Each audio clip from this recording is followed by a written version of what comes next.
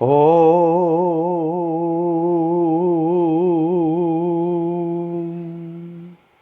गुरुर्ब्रह्मा गुरुर्विष्णु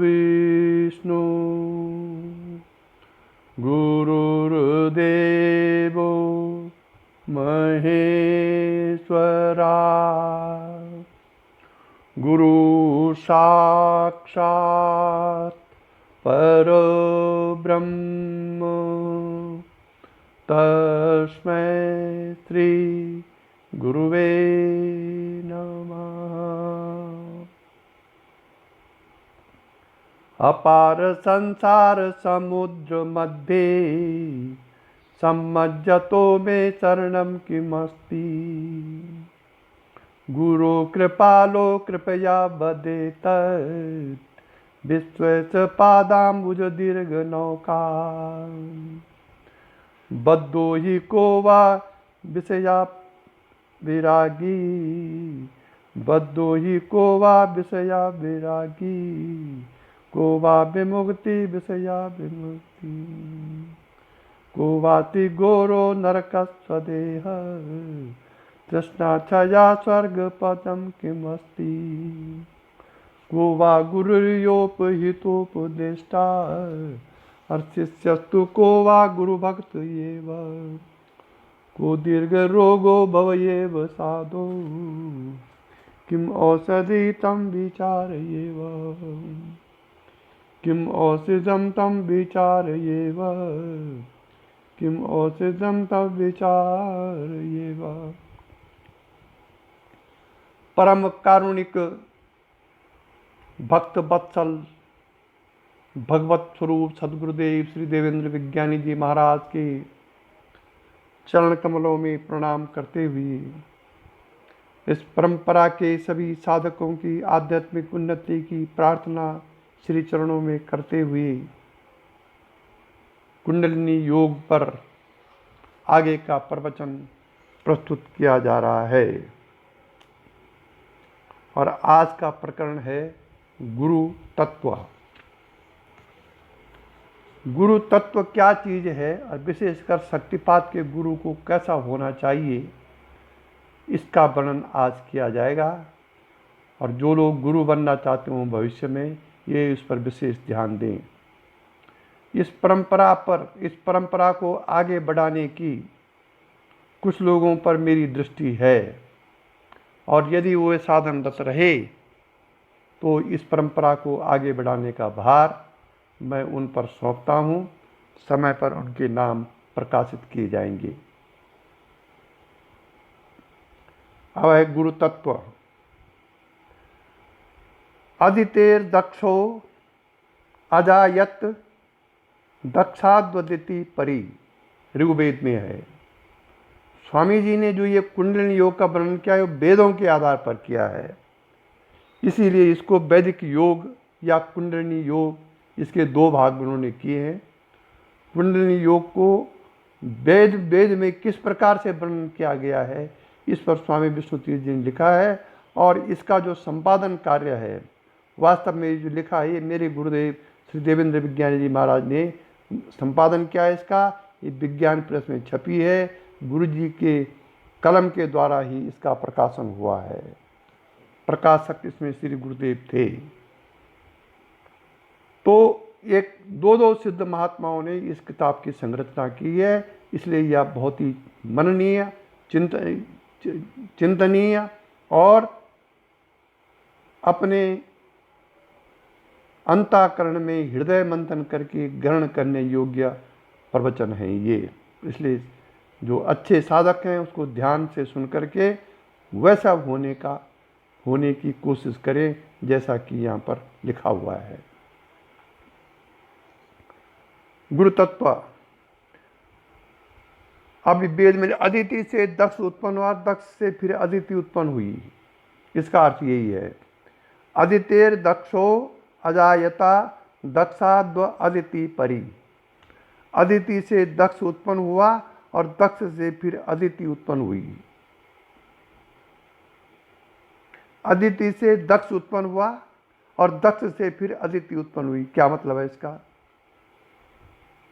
इसका अर्थ है, जैसे कठोपनिषद में कहा है कि या प्राणेन संभवत्यादि देवतामयी गुहाम प्रविश्या तिष्ठन्ति या भूतेर्भिर्जायते एतत् वेतत्।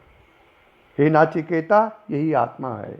एतत् वेतत् मैंने जो तू पूछ रहा है वो यही आत्मा है। देवतामयी अदिति जो प्राण से उत्पन्न होती है, नारायण बोलना पड़ेगा।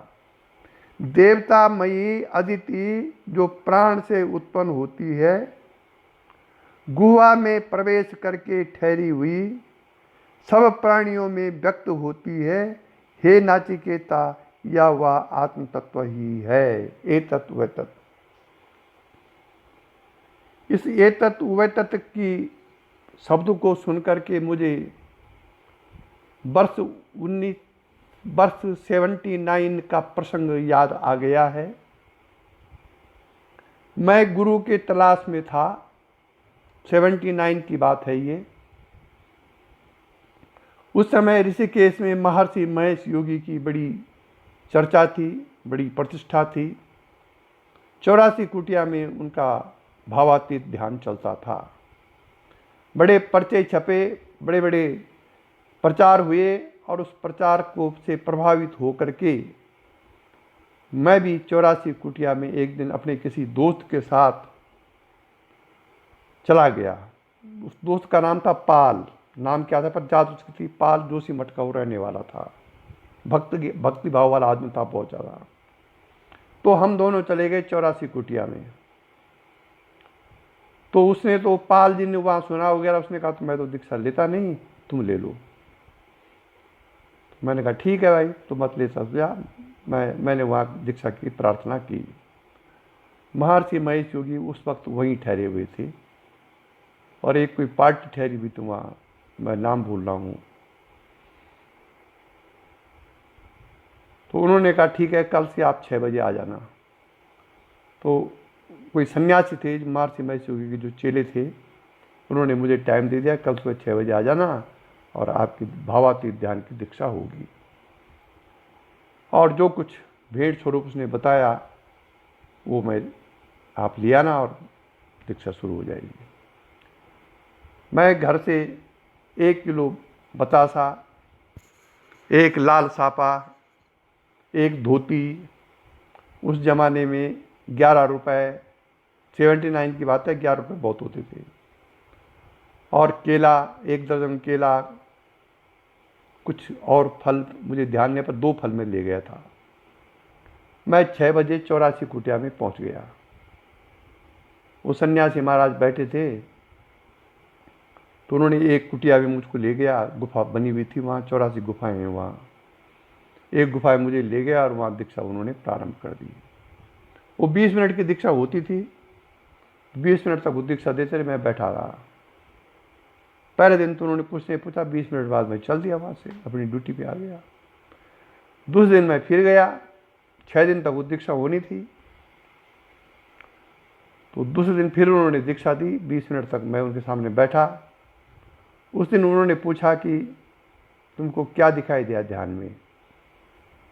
मैंने कहा जी ध्यान में मुझे गाड़ी दिखाई दी, कुत्ता दिखाई दिया, भैंस दिखाई दिया, जो भी मुझे दिखाई दिया था मैंने उसको बता दिया। क्या ध्यान लगा आपको? मैंने कोई ध्यान नहीं, मेरा मन तो भाग रहा है। मुझे भैंस दिखाई दी, गाड़ी दिखाई दी, जो कुछ मेरे अंदर दिखाई देता था। अच्छा कहे ठीक है, कोई बात नहीं, कल फिर आना। एवं प्रकार से मैं फिर कल गया, फिर परसों गया। एवं प्रकार से उनको 5 दिन दीक्षा देते देते हो गया। लेकिन भावातीत ध्यान में पर्चों में जो कुछ लिखा हुआ था उसका कहीं कोई पता, कोई अनुभव मुझे नहीं हुआ। 5 दिन तक दीक्षा हुई। रात को मुझे बड़ा आक्रोश आया, बड़ा गुस्सा आया। जब घर पर सुबह को मैं गया, मैंने कहा मैं बोल दूंगा। 6वें दिन जब वो दीक्षा देने लग गया तो मैंने कहा महाराज सुनिए, आप 5 दिन तो दीक्षा देते हुए हो गया आपको, मैं केवल अंदर गाड़ी घोड़ा वगैरह दृश्य देख रहा हूँ। मुझे जो कुछ आपने पर्चे पे लिखा हुआ है इसका तो पता ही नहीं यहाँ कहीं। कैसा भावातीत ध्यान है ये? मुझे महेश योगी जी से मिलाइए। मैंने उनको बोल दिया। उसने कहा भाई योगी जी महेश योगी से नहीं मिल सकता। मैं कैसे मिल सकते हैं, उनके नाम से पर्चा है ये, क्यों नहीं मिल सकते हैं, मिल सकते हैं उनसे। अब मैंने जब बहुत गुस्सा मुझे आ गया, मैं जवान था उस समय 28-29 साल का, जब मुझे बहुत गुस्सा आ गया तो उसने कहा चल ठीक है मैं मिलाता हूँ तुमको। अब वो मुझको एक कमरे में ले गया जहाँ महर्षि महेश योगी बैठे हुए थे, 2-4 और उनके सन्यासी शिष्य बैठे हुए थे। मैंने प्रणाम किया, हाथ जोड़े और कहा, मैंने कहा महाराज इस पर्चे में जो कुछ लिखा हुआ है भावातीत ध्यान में, ये तो मुझे कुछ हुआ नहीं, आज 6वां दिन है दीक्षा का, आपने कैसे लिख दिया ये जब होता ही नहीं है। तो उन्होंने आंखें बंद करके विचार किया, तो उन्होंने कहा तुम्हारे किसी जन्म के बहुत बुरे कर्म हैं, इसलिए तुमको भावातीत ध्यान नहीं हो सकता। महर्षि महेश योगी ने मुझे ये कह दिया। अब मैं चौंका, मैं तो बड़ी श्रद्धा भक्ति से गया था, 5 दिन मैंने बिता दिए। मेरे घर से कम 3 किलोमीटर दूर था वो, 3-3.5 किलोमीटर दूर, रोज पैदल जाता था धोती पहन करके। मुझे गुस्सा आ गया, साहसी तो था उस समय में। मैंने कहा महाराज ठीक है, मैं किसी जन्म का बलात्कारी, दुष्टकर्मी, हत्यारा सब कुछ हूं मैं, लेकिन मैं श्रद्धा से आपके पास आया हूं और आप विश्वविख्यात गुरु हैं, कम से कम अपने गुरु तत्व का परिचय तो दीजिए। ज़्यादा नहीं तो एक क्षण के लिए मुझे वो भावातीत का एक्सपेरिमेंट कर दीजिए, मैं मान जाऊंगा कि हाँ आपने पर्चे पर जो कुछ लिखा है वो सही है। अब जब मैंने ऐसा बोला तो नहीं तुमको नहीं हो सकता है। मैंने कहा महाराज आपने कठोपनिषद पढ़ा है, यमराज और नाचिकेता का प्रसंग पढ़ा है आपने। यमराज 8 वर्ष का बालक, नहीं नाचिकेता 8 वर्ष का बालक, और यमराज ने उनको आत्म तत्व का अनुभव कराया। कठोपनिषद तो हजारों साल पुराना है, पर यमराज ने अपने गुरुत्व का परिचय दिया नहीं उसको, नाचिकेता को। ऐसे परिचय आप भी दीजिए। अब जब मैंने कठोपनिषद और ये शास्त्रीय बात कही तो महर्षि महेश योगी के चेहरे में हवाइयां उड़ने लग गई। मैंने कहा देखिए शास्त्र ये कहता है, कठोपनिषद पढ़ा होगा आपने, प्रत्येक श्लोक के अंत में है एतत् वैतत्, हे नाचिकेता जो तू पूछ रहा है वो यही है। इसका मतलब यमराज ने 8 वर्ष के बालक को आत्मा में स्थित करा करके तब कठोपनिषद का वर्णन किया है। इसका अर्थ यही हुआ। आप एक सेकंड के लिए मुझे भावातीत ध्यान करा दीजिए जो आपके परिचय में लिखा हुआ है। महर्षि जी चिढ़ गए, उन्होंने कहा दे दो इसका प्रसाद सब वापस दे दो, इसका दक्षिण सब वापस दे दो इसका।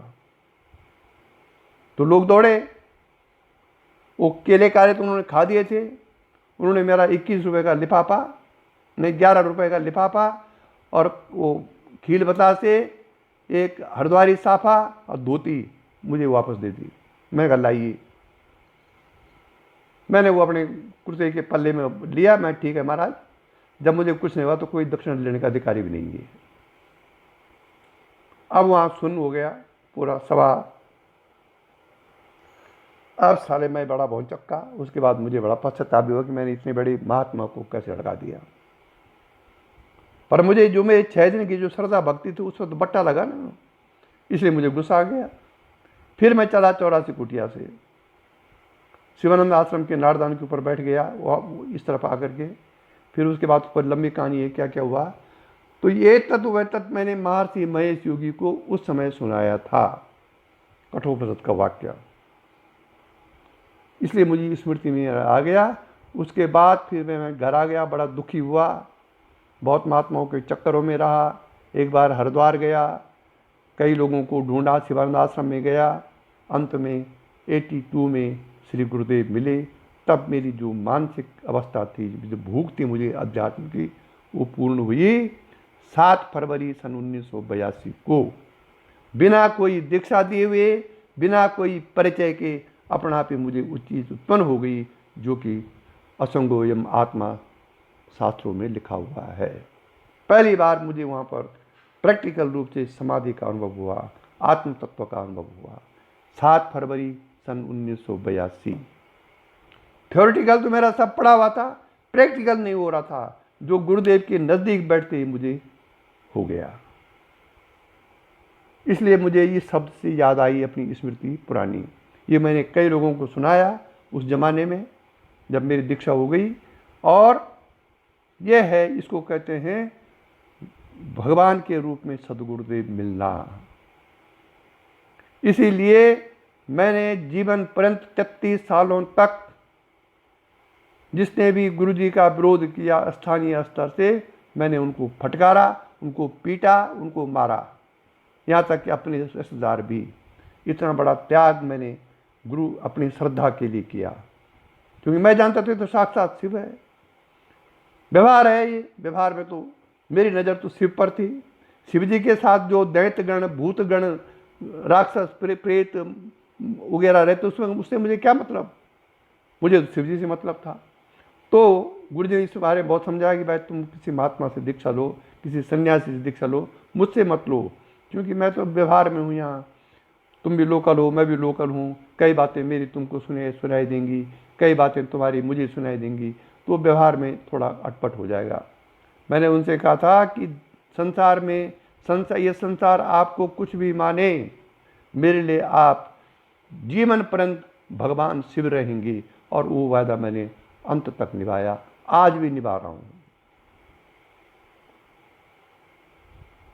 इसमें मैं कुछ नहीं था, सब उनकी ही कृपा प्रसाद था।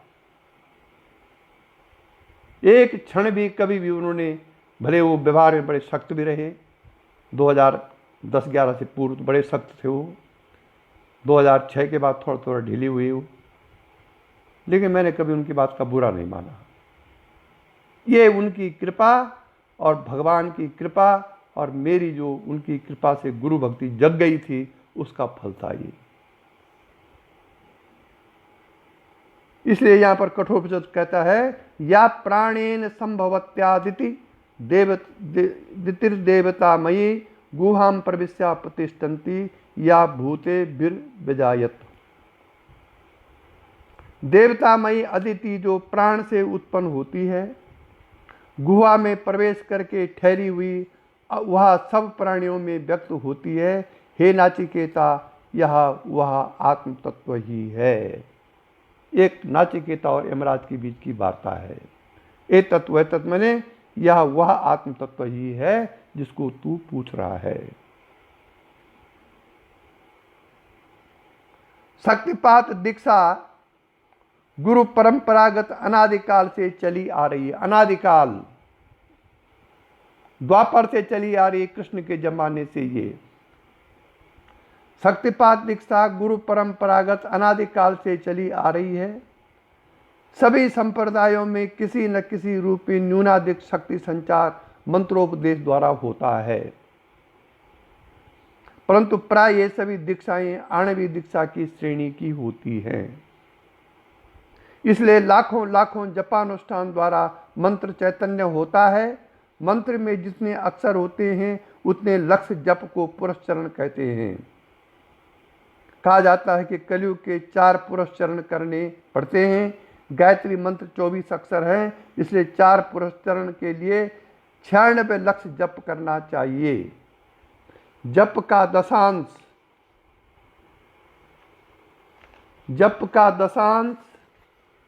हवन, हवन का दशांश तर्पण, तर्पण का दशांश मार्जन और मार्जन का दशांश ब्राह्मण भोजन कराने पर जप का फल मिलता है। इतनी लंबी प्रक्रिया है जप पर, अर्थात मंत्र चेतन होता है।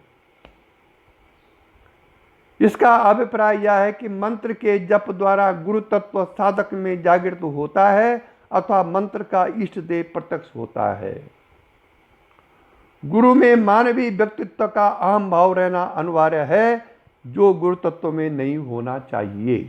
ध्यान दीजिए, प्लीज नोट इट। गुरु में मानवीय व्यक्तित्व का अहम भाव रहना अनिवार्य है, जो गुरु तत्व में नहीं होना चाहिए। मनुष्य गुरु अनादिकाल से बहुत संख्यक होते आए हैं और भविष्य में भी होंगे, परंतु गुरु तत्व सब में एक है। देश काल जाति से गुरु तत्व में अनेकता नहीं आती। यद्यपि गुरु की संस्कृति, विचारधारा और तत्कालीन रूढ़ियों के संस्कार गुरु से शिष्य में आते हैं, जो बाह्य व्यावहारिकी होते हैं। गुरु तत्व शुद्ध पारमार्थिक तत्व है। हाँ, यह अवश्य ध्यान में रखना चाहिए कि गुरु यदि रोगी, क्षिप्त अथवा सदाचार विमुख हो तो वह दोष शिष्य में भी आ सकते हैं और शिष्य में गुरु तत्व को जागने में वह दोष बाधक हो सकते हैं। अतः गुरु शिष्य से उच्च वर्ण का होना शास्त्रोक्त है, नहीं तो गुरु परंपरा में वर्ण संकरपने का दोष आ जाएगा। लेकिन गुरु यदि ब्रह्मज्ञानी है, ब्रह्मनिष्ठ है, परमात्म साक्षात्कार पुरुष है, तो चाहे वो जाति का चमार हो और आप जाति के ब्राह्मण हो, इस चीज से इसमें कोई फर्क नहीं पड़ेगा। क्योंकि जाति न पूछो साधु की, पूछ लीजिए ज्ञान। क्योंकि ब्रह्मनिष्ठ का मतलब यह है कि वो शरीर, जाति, संस्कार, लिंग वगैरह इत्यादि जितने भी 8 पास हैं, इनसे ऊपर उठा हुआ व्यक्ति है वो, चाहे व्यवहार में वो कुछ भी कर रहा है। रविदास क्या थे? चमार थे जाति के, लेकिन ब्रह्मनिष्ठ थे। मीरा ने दीक्षा ली उनसे। कबीरदास क्या थे? जुलाह थे, नीच जाति के, लेकिन ब्रह्मनिष्ठ थे। ऐसा ब्रह्मज्ञानी कोई हुआ नहीं है, लेकिन लाखों हजार भक्त उसके थे, जो जिसमें ब्राह्मण भी थे, ठाकुर भी थे। तो जाति न पूछो साधु की, पूछ लीजिए ज्ञान। अगर वो आत्मज्ञानी महात्मा है तो जाति का कोई बंधन उसमें नहीं है, ऐसा मेरा विचार है।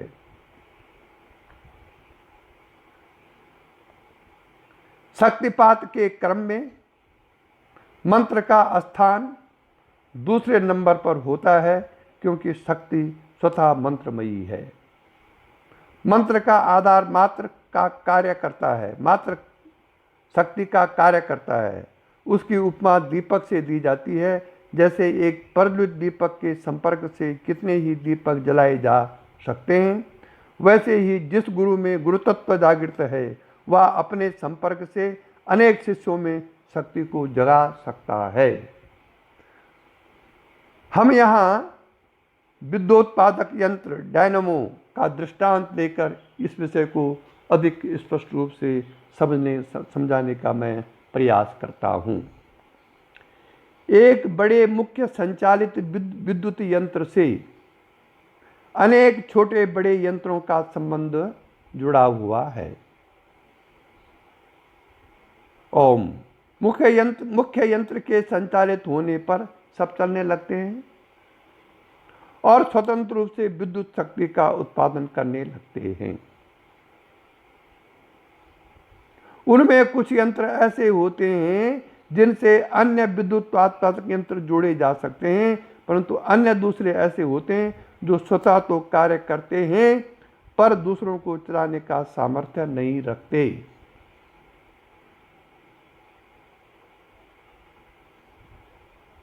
यदि उनमें से किसी का संबंध मुख्य यंत्र से न रहे तो वह बंद हो जाता है।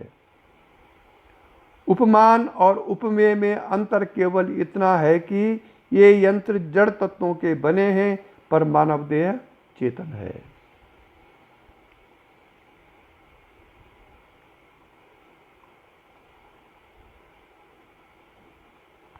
मानव देहस्थ कुंडलिनी रूपी यंत्र एक बार संचालित होने पर आजीवन चलता रहता है। ध्यान दें साधक, मानव देहस्थ कुंडलिनी रूपी यंत्र एक बार संचालित होने पर आजीवन चलता रहता है। यदि किसी वैमनस्य अथवा शिष्य के प्रमाद अथवा श्रद्धा के अभाव के कारण गुरु शिष्य का संबंध टूट जाए तो उसकी एक बार जागी हुई कुंडलिनी सोती नहीं, परंतु उसकी प्रगति और भावी विकास रुक जाते हैं।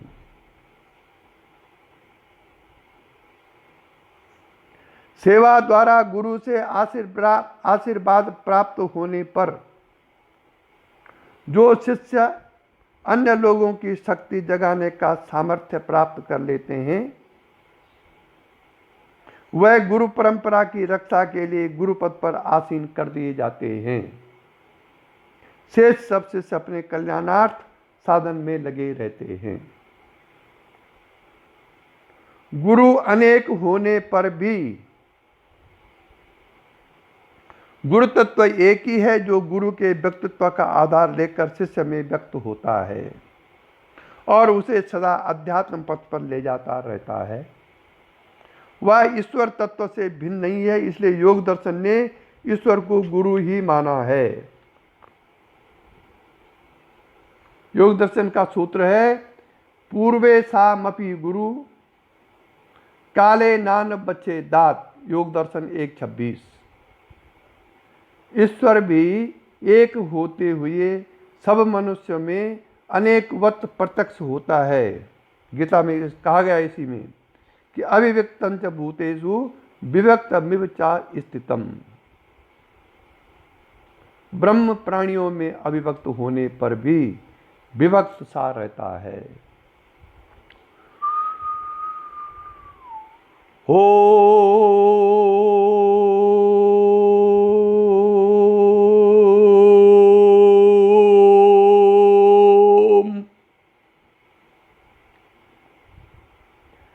कुंडलिनी ईश्वर का ही रूप है।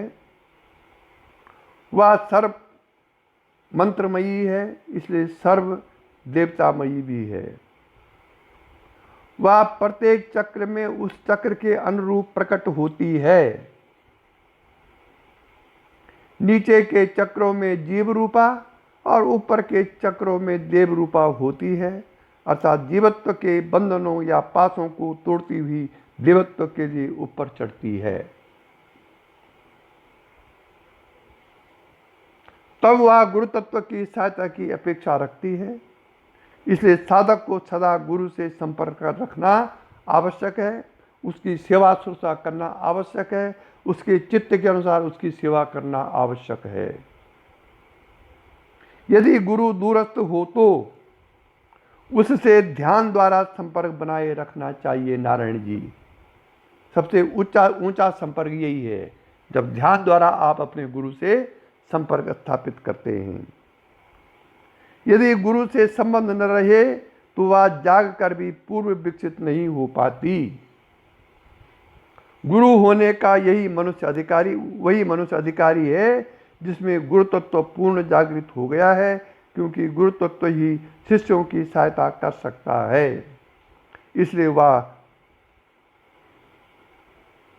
सदगुरु कहलाता है। वह ईश्वर रूप है और इसी आधार पर गुरु को ब्रह्मा, विष्णु, महेश और ब्रह्म रूप गाया जाता है। प्रसिद्ध श्लोक है ही, गुरु ब्रह्मा गुरु विष्णु गुरुदेवो महेश्वरा और गुरु साक्षात पर ब्रह्म तस्मै श्री गुरुवे नमः। इस श्लोक हम गाते तो जरूर हैं, लेकिन इसका वास्तविक अर्थ हम समझते नहीं हैं, अतः मैं समझाता हूँ। हो सकता है कुछ लोग जानते हों। गुरु ब्रह्मा, गुरु ब्रह्मा है। ब्रह्मा का क्या काम है? सृष्टि की रचना करना, इसलिए गुरु को ब्रह्मा कहा गया है। ब्रह्मा का काम है सृष्टि रचना करना। गुरु ब्रह्मा इसलिए है कि वो आपके अंदर आध्यात्मिक सृष्टि की रचना करता है, इसीलिए उसको ब्रह्मा कहा गया है। और गुरु विष्णु, विष्णु का काम क्या है? संरक्षण देना। तो जो वो गुरु ब्रह्मा जो आध्यात्मिक सृष्टि की रचना करता है, उस सृष्टि की संरक्षण गुरु करता है। और गुरुदेवो महेश्वरा, और गुरु महेश्वर भी है। महेश्वर का काम क्या है? संहार करना। तो शिष्य के अंदर जो कुसंस्कार हैं, कुप्रवृत्तियां हैं, कुदृष्टियां हैं, उसका संहार भी गुरु करता है। इसलिए ये तीन जो हैं, ब्रह्मा, विष्णु और महेश्वर, ये गुरु के सगुण रूप हैं। जो गुरु इन तीनों पदवियों से सुशोभित है, वही गुरु शिष्य के संस्कारों को नष्ट करने का सामर्थ्य रखता है, बशर्ते कि शिष्य लगातार गुरु से संपर्क बनाए हुए हैं। ये तीन जो है सगुण रूप हो गए गुरु के। अब है गुरु साक्षात पर ब्रह्म, ये निर्गुण रूप है गुरु का। तस्मै, ऐसे जो चार रूपों में जो गुरु जा सकता हो, आप मेरी बात समझ रहे हैं ना? चार, वो ब्रह्मा भी बन सकता हो, मतलब दीक्षा के समय आध्यात्मिक सृष्टि की उत्पत्ति कर सकता हो, उस आध्यात्मिक सृष्टि की उत्पन्न करने के बाद उसका संरक्षण भी कर सकता हो, ऐसी अवस्था उसकी हो, और उसके बाद शिष्य की कुप्रवृत्तियों को, संस्कारों को नष्ट भी कर सकता हो, और उसके बाद परम ब्रह्म परमात्मा की स्थिति में जा सकता हो। वो है वास्तविक गुरु। ऐसे श्री गुरु को मैं नमस्कार करता हूँ। ये इसका श्लोक का वास्तविक अर्थ है। लेकिन इसमें शर्त एक ही है, शिष्य की श्रद्धा तदनुसार होनी चाहिए, क्योंकि शिष्य की श्रद्धा नहीं तो गुरु कुछ नहीं कर सकता। श्रद्धा है तो पत्थर भी सब कुछ कर देगा। कुंडलिनी सर्वशक्तिमान ईश्वर की चिन्मयी शक्ति है। कोई ग्रंथि नहीं कुंडलिनी, या कोई नाड़ी नहीं है वो। कुंडलिनी सर्वशक्तिमान ईश्वर की चिन्मयी शक्ति है। उसे वेदांत के आचार्य चिति, भक्ति के आचार्य आह्लादिनी, योगी लोग कुंडलिनी और मंत्र योगी मंत्र चैतन्य शक्ति कहते हैं। वेदों की अदिति भी वही है। पूज्यपाद श्रीमद शंकर भगवत पाद ने उसे आनंद लहरी और उनके परम गुरु ने उसे सुभगा कहा है। ये वेदांतों में कुंडलिनी के बड़े कई प्रकार के नाम वेदांतों में, पुराणों में और ये यहाँ तक कि कर्म कांड में ये नाम दे रखे हैं। अब देखिए, 5 कलाओं के अनुसार गुरु तत्व के 5 रूप। नारायण बोलना पड़ेगा, क्योंकि बिना नारायण बोले हुए तो संसार चलता नहीं है।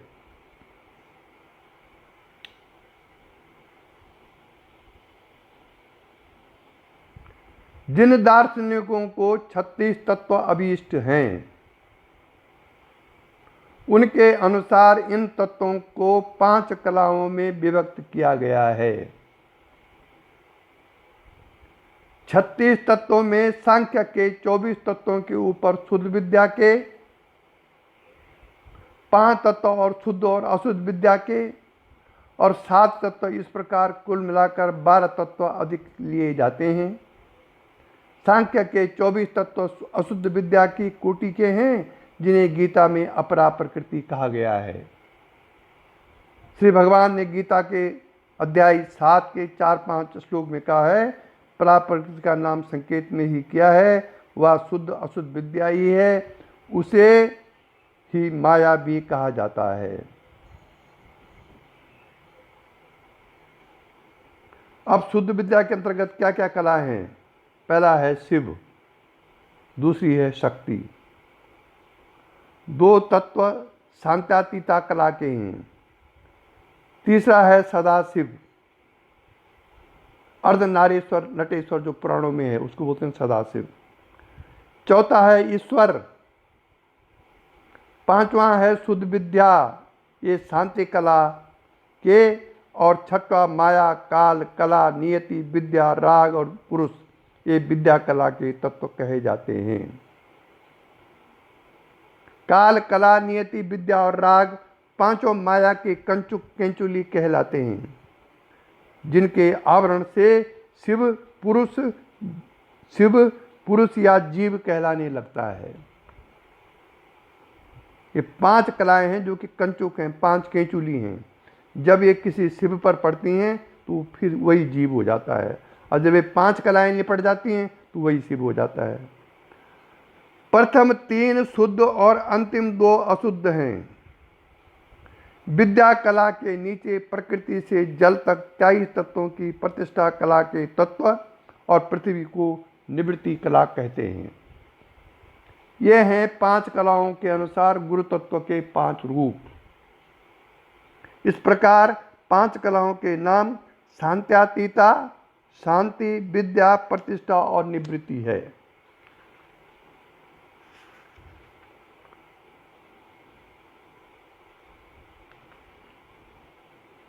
कुंडलिनी जब इनका शोधन करती हुई ऊपर चढ़ती है,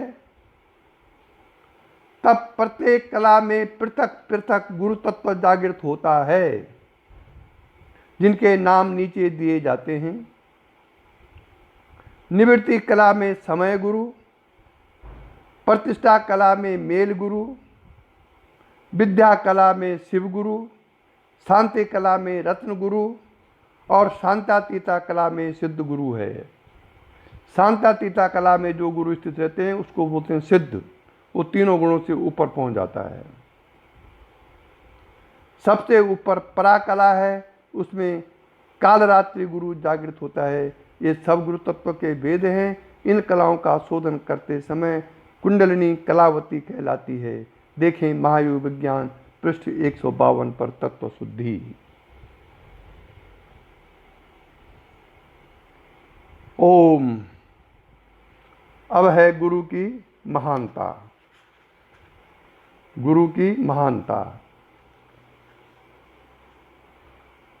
आजकल तो खैर गुरु शिष्य अंधा बगीर कर ले का, एक ना सुनहि एक नहीं देखा।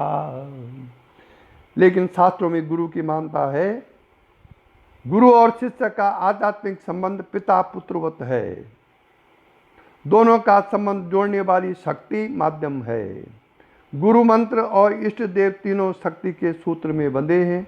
शक्ति ही गुरु से बीजवत मंत्र में आती है और मंत्र के जपानुष्ठान द्वारा शिष्य रूपी क्षेत्र में वह मंत्र विधिवत बोए और रक्षा किए जाने पर अंकुरित होकर उसकी शक्ति इष्ट देव के रूप में प्रत्यक्ष होती है।